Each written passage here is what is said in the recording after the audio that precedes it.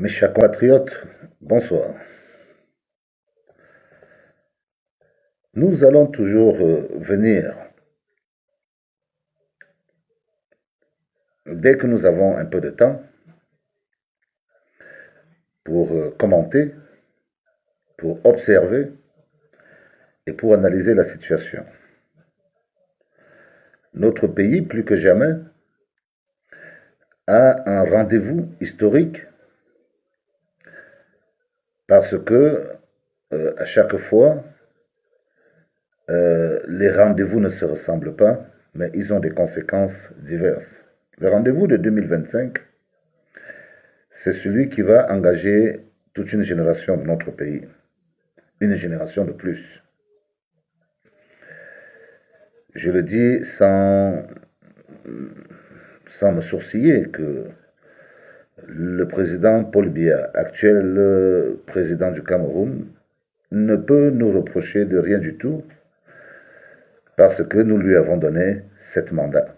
7. Et il se pose un problème sur le 8e.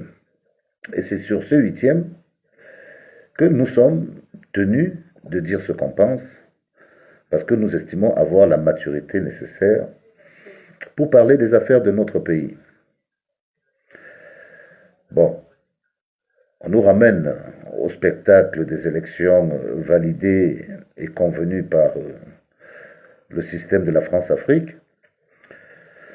Ce vieux système qui consiste à fabriquer des opposants et à créer des oppositions à l'intérieur d'un système qui, à la fin de compte, revient à servir les mêmes maîtres. Je crois que c'est tout l'état d'esprit qui fait que nous ne soyons pas alignés à suivre les partis politiques et les personnages politiques au point de donner une garantie à 100% pour tel ou tel personnage. On peut à un certain moment croire que tel a l'allure de pouvoir faire chemin, mais après on peut constater que même lui, il est aussi léger que toutes les feuilles sèches qui tombent dans les jardins parisiens qu'ils adorent tant. Moi, je veux dire ici que le spectacle du clivage politique de la droite et de la gauche que la France impose au Cameroun, qui consiste à dire que M. Biya a été mis au pouvoir par la gauche française, dont est devenu le meilleur élève de M. Mitterrand et de toute la gauche. Aujourd'hui, la droite négocie son entrée dans le changement de l'idéologie des Camerounais en faisant des signes à travers des cabinets à des personnages politiques qui prétendent vouloir changer les choses au Cameroun. Or, en vérité, on sait très bien que c'est un peu le même schéma que la Côte d'Ivoire a connu, qui est en train de se dessiner au Cameroun.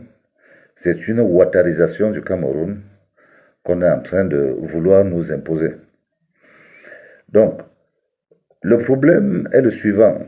Que ce soit la gauche ou que ce soit la droite, nous, fondamentalement, nous disons que tous ces systèmes ne correspondent pas aux populations du Cameroun et que c'est la réécriture de la Constitution qui est notre guide. C'est la sortie du franc CFA qui sont les préalables.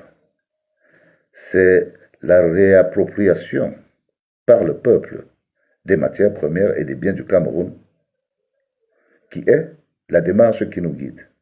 Parce que nous sommes convaincus que nous sommes un peu plus riches, que nous pouvons payer les études à nos étudiants, que nous pouvons avoir un système social collaboratif qui permette à tout le monde de se soigner.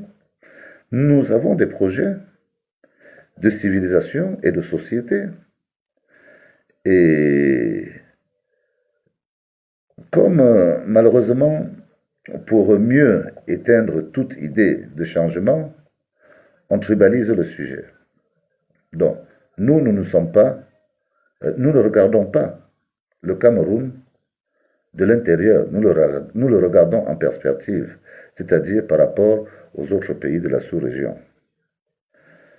Moi, je vous dis très clairement ce que je pense, c'est que malheureusement, nous avons des hommes formés, mais nous avons des esprits tordus.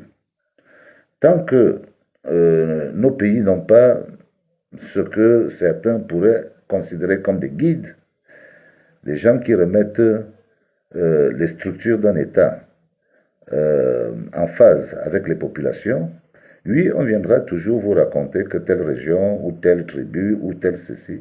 Et les gens vont se cacher ailleurs pour dire qu'ils défendent leur pays, alors qu'en vérité, ils sont tous dans la même cour et ils veulent tous la place des autres.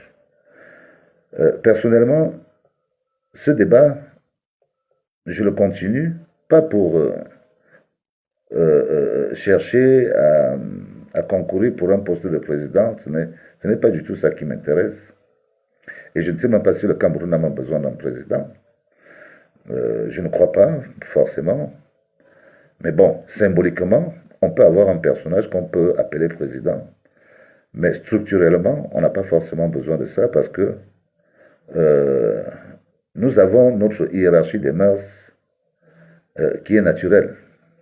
La préfabrication d'un président correspond aux républiques occidentales. Parce que, d'abord, c'est de vieilles républiques. Et ce sont des républiques qui se sont adaptées aux anciennes républiques. Nous, nous sommes une république authentique, avec des mœurs authentiques, traditionnelles. Donc, nous répondons à une certaine hiérarchie de valeurs qui correspond généralement à la région dans laquelle nous sommes. Cela ne veut pas dire que nous ne puissions pas répondre dans un ensemble de critères